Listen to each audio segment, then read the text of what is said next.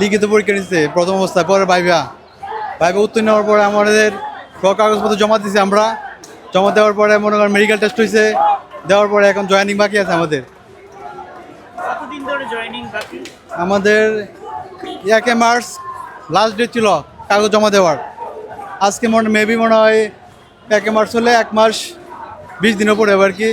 এখনো আমাদের কোনো আশ্বাস দেয় না জয়েন দেবে কিনা, এখনো মানে ওনারা বলতে গুরুত্ব সহকারে দেখবে, এ পর্যন্ত আশ্বাস, আর কোনো আশ্বাস দেয়নি এখন আমাদের।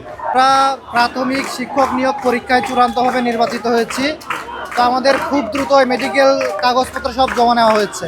তো আমরা চিন্তা করেছিলাম যে খুব দ্রুতই আমাদের নিয়োগটা হয়ে যাবে। সেক্ষেত্রে অনেকে অন্যান্য চাকরি থেকে রিজাইন করে চলে এসেছে, অনেকে ম্যাচ ছেড়ে বাসায় চলে গেছে। যাওয়ার পর দেখতেছে যে আর যোগদানটা হচ্ছে না, প্রায় 2-2.5 মাস লেট হয়ে গেছে। এক্ষেত্রে আমরা মানসিকভাবে বিপর্যস্ত, সামাজিকভাবে হেয় হচ্ছি। এই জন্য আমরা চাচ্ছি দ্রুত সময়ের মধ্যে যেন আমাদের নিয়োগপত্রটা আমাদের হাতে দেওয়া হয়। আমি সুনামগঞ্জ থেকে এসেছি। আমাদের নিয়োগপত্র সবগুলো কার্যক্রম শেষ হয়েছে। আমাদের মেডিকেলও সবগুলো কাগজপত্র আমরা জেলা পর্যায়ে সবগুলো জমা দিয়েছি। আমাদের প্রশ্ন হচ্ছে কেন আমাদের 3 মাস অতিক্রম হয়েছে, কেন আমাদেরকে সরকার নিয়োগ দিচ্ছে না। এটার কঠোরভাবে আজকে আমরা শাহবাগ পয়েন্টে সব শিক্ষক যারা সুপারিশপ্রাপ্ত হয়েছে সবাই মিলে আন্দোলন করতেছি আমাদের নিয়োগটা যাতে তাড়াতাড়ি দেয়।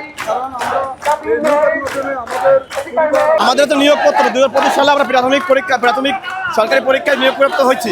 চূড়ান্তভাবে প্রাপ্ত হওয়ার পর আমাদের নিয়োগ এখন দিতে বিলম্ব করছে। আজকে আন্দোলন করতেছে?